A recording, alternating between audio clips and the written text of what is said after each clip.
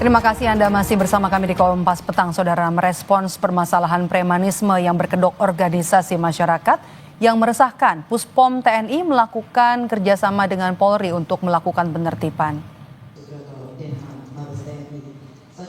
Dan Puspom TNI, Maijen Yusri Nuryanto menyampaikan TNI terus melakukan kerjasama dengan kepolisian dalam menjaga keamanan dan ketertiban. Ia pun menegaskan jika ada oknum TNI yang terlibat dalam organisasi masyarakat dan meresahkan warga, maka Puspom TNI akan langsung menangani kasus tersebut. Sedangkan jika anggota ormas yang meresahkan berasal dari masyarakat sipil, maka kasus tersebut segera ditangani oleh Polri. Ya, intinya kita tetap tujuannya adalah menjaga keamanan, kenyamanan masyarakat. Ya, selalu kita bekerjasama dengan Polri untuk menjaga Kamtibmas. Kita memang ada fungsi di sini adalah lead pamfik, ya.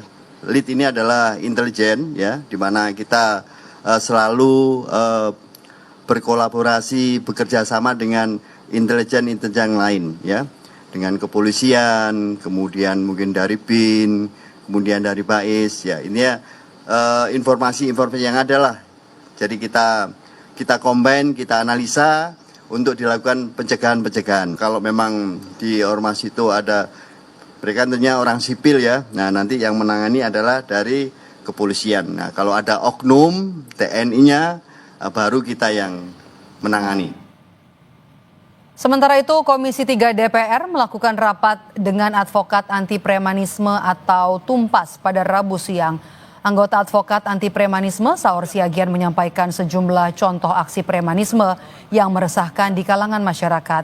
Saur menyebut tindakan meresahkan itu tidak hanya berupa ancaman verbal, melainkan juga tak segan menggunakan senjata. Saur mendesak Komisi 3 DPR untuk segera menangani permasalahan premanisme yang berkedok organisasi masyarakat.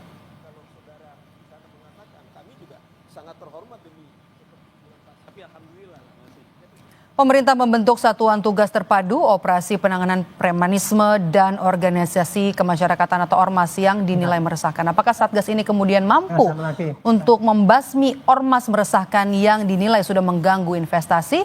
Kita akan bahas bersama dengan Koordinator Tim Advokat Penegak Hukum Anti Premanisme Saur Siagian dan juga Penasihat Ahli Kapolri Arianto Sutadi. Selamat petang Bapak-Bapak.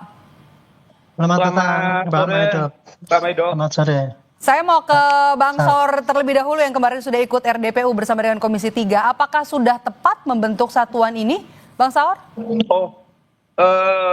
Saya kira sangat tepat, ya, karena memang ini sudah sangat meresahkan, bahkan sudah menimbulkan kekhawatiran di masyarakat, dan saya kira apa yang dibentuk oleh pemerintah sangat apresiatif. Bukan saja beban ini dibebankan kepada para penegak hukum, dalam hal ini kepolisian, tapi semua aparat organ-organ negara. Sebab gini, Mbak Maido, ormas ini kan didirikan tujuannya untuk membantu negara untuk menuju tujuan daripada negara itu sendiri. Tentu tujuan negara adalah untuk kesejahteraan, kedamaian, dan juga tentu ketertiban masyarakat. Nah, yang kita lihat kan sebaliknya.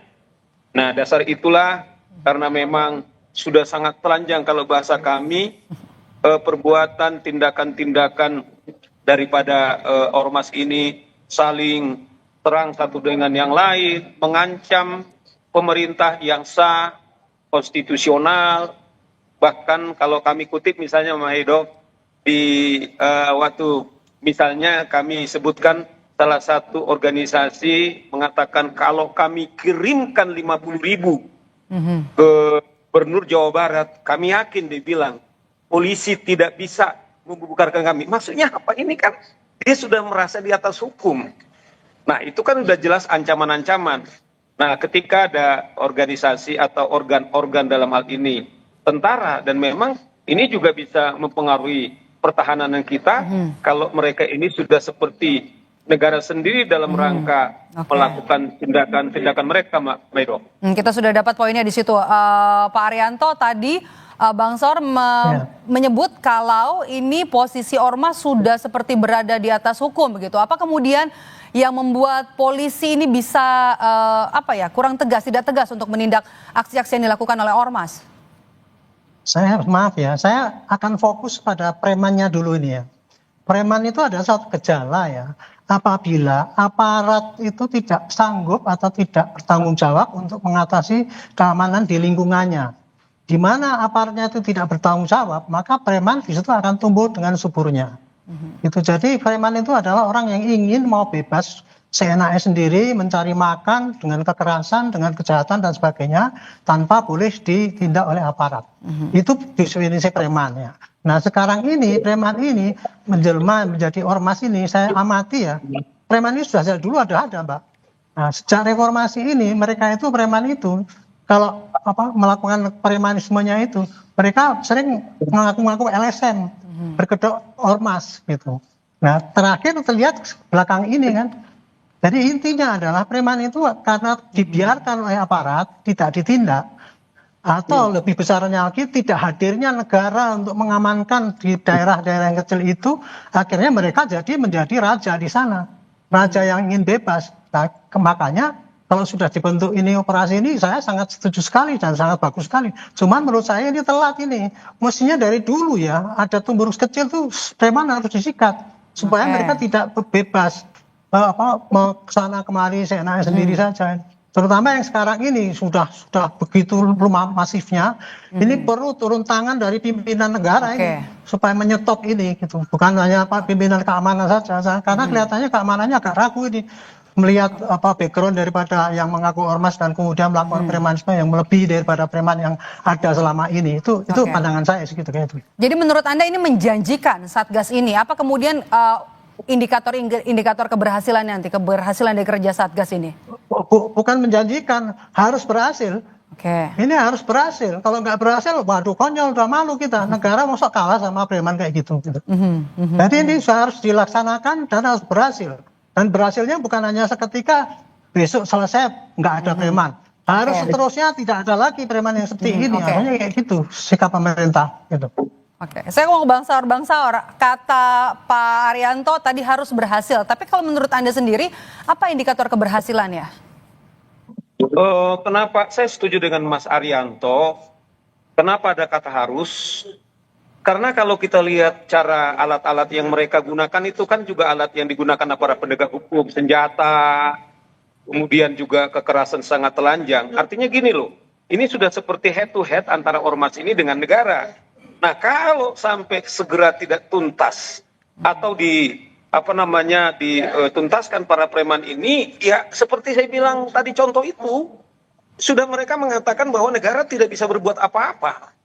Dan yakin kalau nggak bisa 50.000, saya punya anggota 500.000 di Jawa Barat. Itu kita dengarkan. Belum lagi sudah terjadi penyegalan perusahaan sesuai, padahal kan dalam undang-undang ormas itu kalau sampai mereka melakukan tindakan melampaui atau seperti aparat penegak hukum, itu sudah bisa dipidana atau mengancam melakukan kekerasan, itu jelas sudah bisa dipidana. Nah, apalagi Mbak Medo, saya betul-betul ini jantung karena perusahaan tim ini juga, Satgas ini juga untuk supaya lancarnya investasi. Nah, memang sekarang ini salah satu mengapa investor takut datang ke Indonesia adalah salah satu faktor ormas sampai sudah mengganggu iklim, jangan sampai mengganggu iklim investasi ya Bang Saur. Kalau saya mau ke Pak Arianto, bagaimana dengan potensi overlapping wewenang nanti Pak Arianto?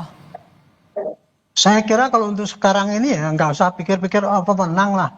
Yang penting itu tujuannya berhasil dulu. Preman itu harus dibasmi oleh siapapun, terutama oleh aparat negara gitu. Kalau sampai preman ini nggak bisa dibasmi gitu, wah udah kita tuh konyol jadi negara ini. Katanya negara terkuat di Asia Tenggara, tapi ngatasi preman yang kayak gitu aja nggak bisa. Preman itu ya sebetulnya tidak sangat berbahaya sekali karena mereka juga paling senjatanya juga cuma beberapa biji aja.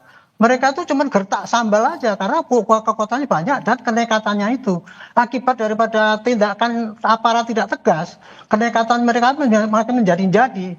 Nah sekarang udah kelihatannya kerugian daripada preman itu bukan pada orang perorangan. Sekarang negara ini diancam ini. Suatu investasi yang tinggi kemudian di situ karena preman akhirnya nggak jadi ke situ. Ini sudah menjadi ancaman negara. Makanya harus negara secara total harus melawan ini preman ini. Menurut saya harus hilang ini, bukan hanya hilang yang belakang-belakang ini, tapi hilang seterusnya, tidak ada lagi premanisme yang berlangsung di Indonesia ini gitu. Jadi kalau saya lihat ini kewenangan siapa, saya pikir itu nanti akan cuman itu menurut saya ya, kalau kita itu membingungkan mengenai kewenangan ini, kita ini kan cuma diadu-adu domba terus oleh asing itu ya, yang ingin menghancurkan negara ini. Makanya sekarang harus ditindak tegas dan harus hilang.